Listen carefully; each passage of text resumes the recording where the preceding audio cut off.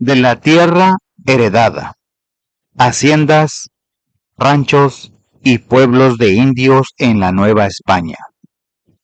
3 formas de poseer y trabajar la tierra que aún viven entre nosotros. Buen día, jóvenes. Antes de comenzar, quiero pedirles que imaginen algo sencillo.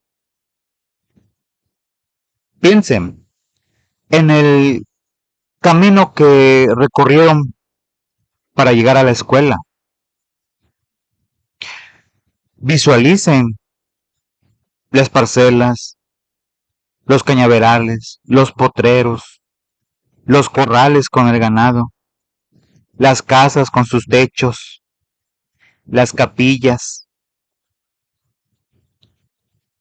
¿Alguna vez se han preguntado quién decidió que la tierra se sembrara así, que los pueblos se organizaran así, que las fiestas patronales se celebraran como se celebran? La respuesta está en una etapa de nuestra historia que duró 300 años, la Nueva España. Ese periodo que va de 1521 a 1821, cuando lo que hoy conocemos como México estuvo bajo el dominio del Imperio Español. Vamos a hablar de algo fundamental para entender quiénes somos: las haciendas, los ranchos y los pueblos de indios, las 3 grandes formas en que se organizó la propiedad de la tierra en aquellos siglos. Y les adelanto algo que quizás los sorprenda.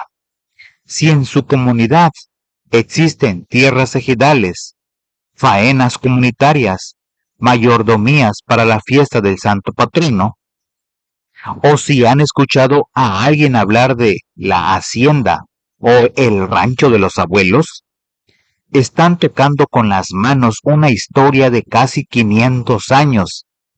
Esa historia no se quedó en los libros. Camina con ustedes todos los días.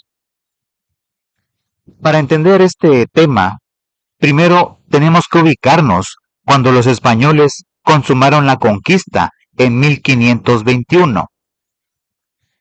Se encontraron con un territorio inmenso, lleno de recursos, de pueblos originarios, con culturas muy desarrolladas. La corona española tuvo que resolver una pregunta enorme: ¿cómo aprovechar y controlar tanta tierra? Más allá del comercio marítimo que entraba y salía por los puertos, se establecieron 3 actividades económicas que se volvieron el motor del virreinato: la agricultura, la ganadería y la minería. A finales del siglo XVI y principios del XVII empezaron a multiplicarse las haciendas agropecuarias en la región del Bajío, los grandes centros ganaderos en el sur y las minas de plata en el norte de la Nueva España. ¿Y por qué la tierra era tan codiciada? Porque de ella salía absolutamente todo: el maíz que alimentaba a la gente, la caña que se convertía en azúcar y aguardiente, el ganado que daba carne y cuero, el café, el cacao, el añil para teñir telas. Era literalmente la base de la riqueza. Una nota importante: la caña de azúcar, ese cultivo que tanto vemos crecer en muchas regiones del país, fue introducida por los españoles desde 1530.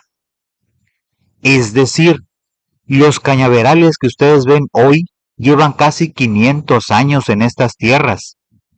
Ese cultivo transformó por completo el paisaje, la economía y hasta la composición de la población, porque para trabajarlo se trajeron miles de esclavos africanos.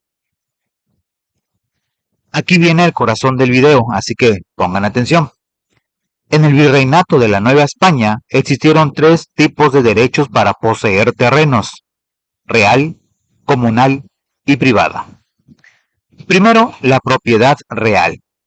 Eran tierras de cultivo, llamadas generalmente mercedes reales, que el rey de España otorgaba directamente como recompensa a los militares que habían ayudado en el proceso de conquista. Imagínense esto: el rey, sentado en su palacio del otro lado del océano, regalaba pedazos enormes de tierra a personas que nunca había visto en su vida. Así de absoluto era su poder. Segundo, la propiedad comunal. Eran terrenos heredados por las familias indígenas, quienes se hacían cargo del cuidado y trabajo de los cultivos de manera colectiva. ¿Les suena conocido? Pues así funcionan todavía muchos ejidos y bienes comunales que existen en nuestras tierras, en nuestras comunidades rurales. Cuando varias familias se ponen de acuerdo para cuidar una parcela o un cerro, están practicando algo que sus tatarabuelos hicieron siglos atrás. Y el tercero, la propiedad privada. Era de carácter individual. La tierra se compraba y se obtenía un permiso legal para explotarla agrícolamente. Es básicamente como cuando alguien hoy compra un terreno con sus papeles en regla y lo registra a su nombre.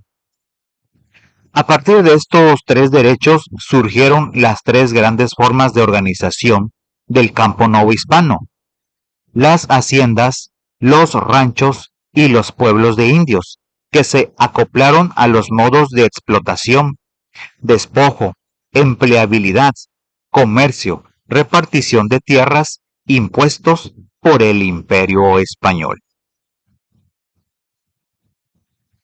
Pasemos ahora a las haciendas, que son probablemente lo primero que se nos viene a la mente cuando pensamos en la época colonial.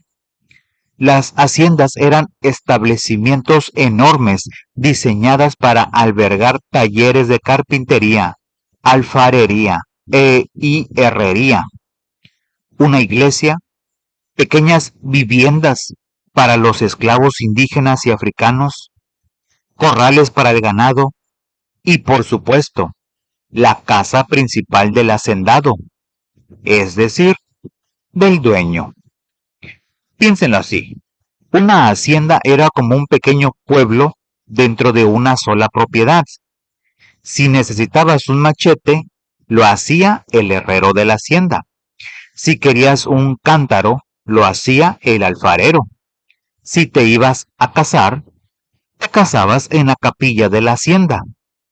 Era un mundo casi autosuficiente, donde todo lo necesario para vivir se producía dentro de los mismos muros.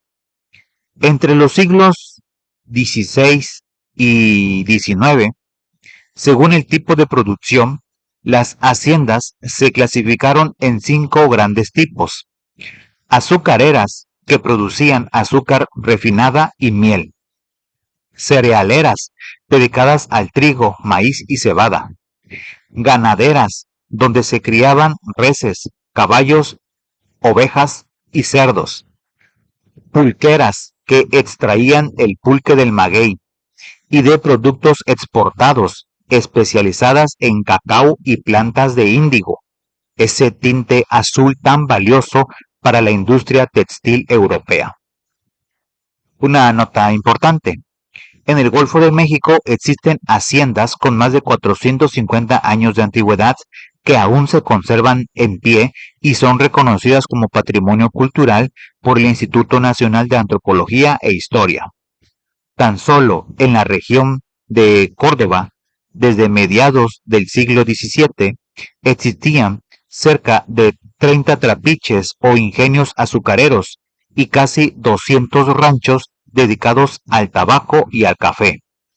Muchos de esos cascos antiguos hoy son museos hoteles o espacios culturales abiertos al público. Aquí viene una parte que les va a doler un poco, pero es necesario contarla con honestidad. A los trabajadores de las haciendas se les llamaba peones. Ellos compraban sus insumos básicos: maíz, frijol, chiles, habas, jabón, ropa, en lo que se conocía como la tienda de raya, una tienda que estaba dentro de la propia hacienda y que pertenecía al hacendado. ¿Y dónde estaba la trampa? Aquí. En caso de adquirir más producto en la tienda de lo que su salario alcanzaba a cubrir, el hacendado les prohibía dejar la hacienda hasta que pagaran lo adeudado.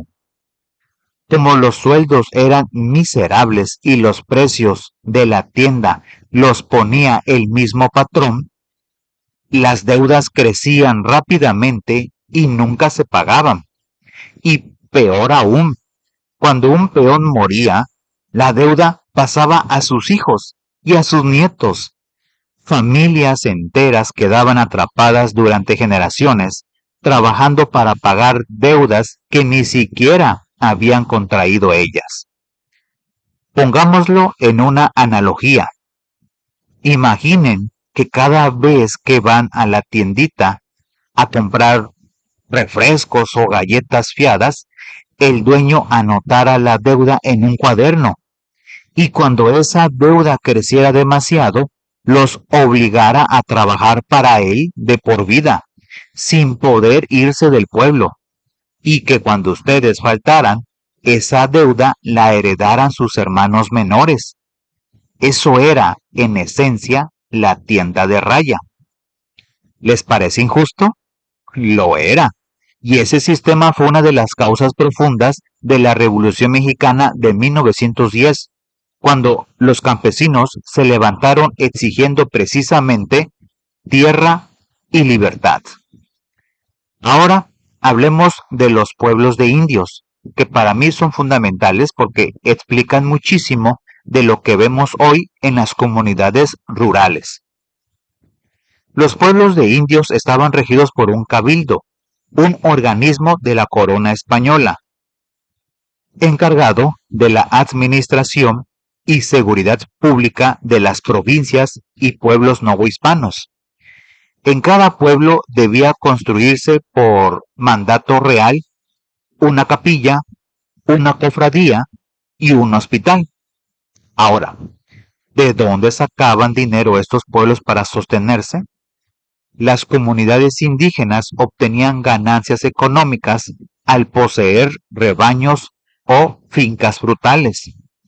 También rentaban una porción de sus tierras comunales y con eso pagaban tributo, que era el sistema de pago que exigían las autoridades españolas a la población indígena.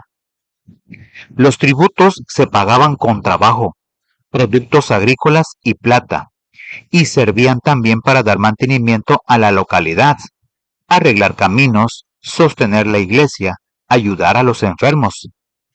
Y aquí es donde quiero que conecten todo con lo que ustedes viven. ¿Han notado que muchos pueblos rurales todavía hoy hay un comité que organiza las fiestas patronales?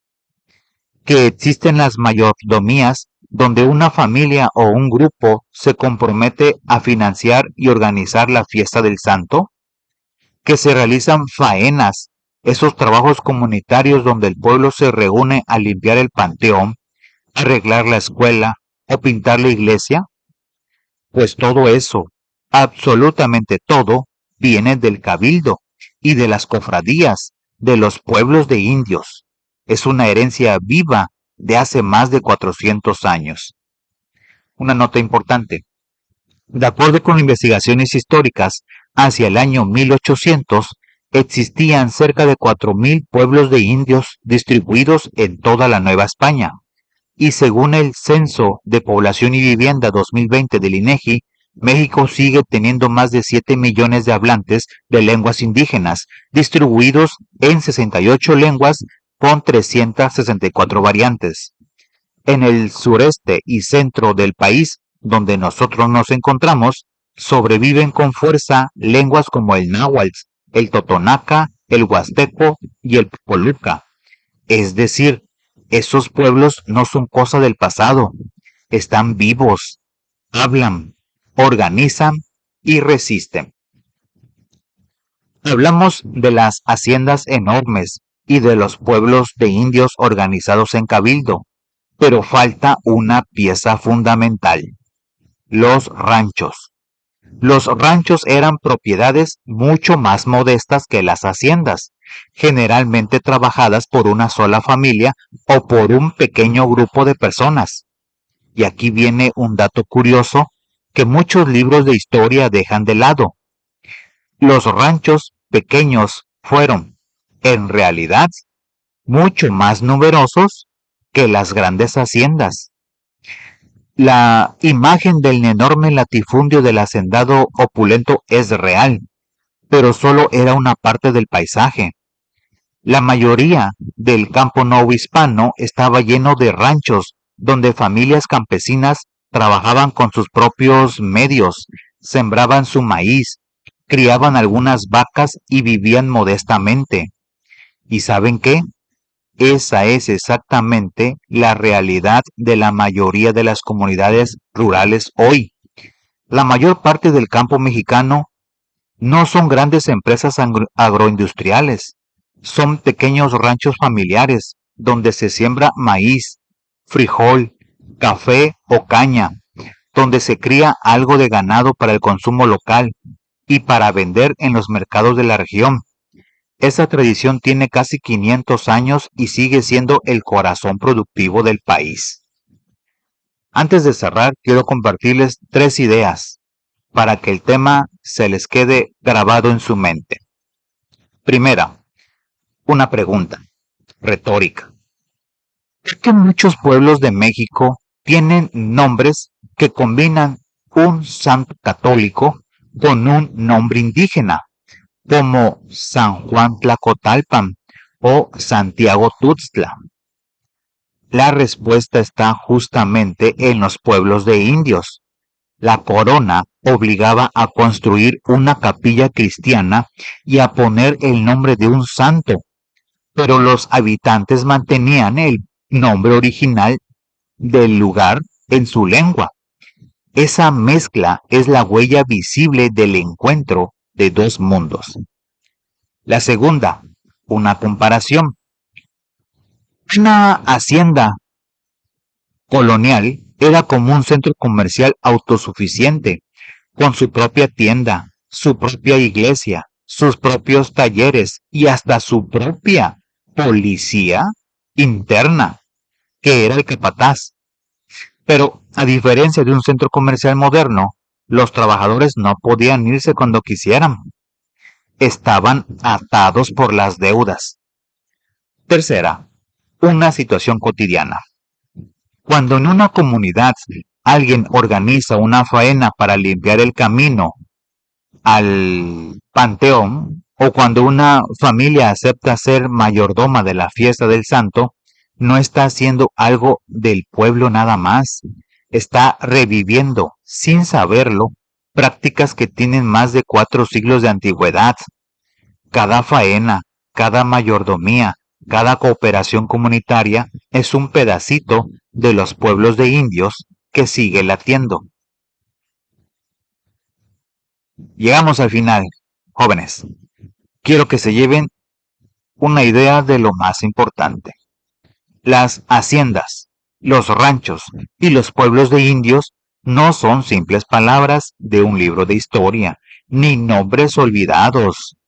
Son las raíces profundas de cómo se organiza el campo mexicano hasta el día de hoy. Recuerden los puntos clave. En la Nueva España existieron 3 tipos de propiedad: real, comunal y privada. Las haciendas eran enormes mundos autosuficientes que mantenían a sus trabajadores atrapados con el sistema de la tienda de raya. Los pueblos de indios se gobernaban a través de un cabildo y mantenían sus tierras comunales pagando tributo, y los ranchos, propiedades modestas, trabajadas por familias, fueron en realidad los más numerosos del territorio. ¿Por qué importa esto? Porque conocer este pasado les da una herramienta poderosa. Les permite entender por qué su comunidad se organiza como se organiza, por qué se celebran las fiestas patronales, por qué existen las sierras ejidales, por qué hay cascos de hacienda convertidos hoy en museos, y por qué la lucha por la tierra ha sido y sigue siendo central en la historia de México. La historia no se quedó congelada en el siglo XVI. La historia camina con ustedes todos los días. Cada vez que ven una capilla, cada vez que escuchen a un abuelo o una abuela hablar una lengua originaria, cada vez que participen en una faena o en una fiesta del santo patrono, están tocando con las manos 5 siglos de memoria. Y los dejo con esta frase. Quien conoce las raíces de su tierra, no solo entiende de dónde viene, también decide hacia dónde quiere caminar. Muy bien, jóvenes, eso es todo por este video. Recuerden suscribirse al canal, dejen su like, comenten y compartan.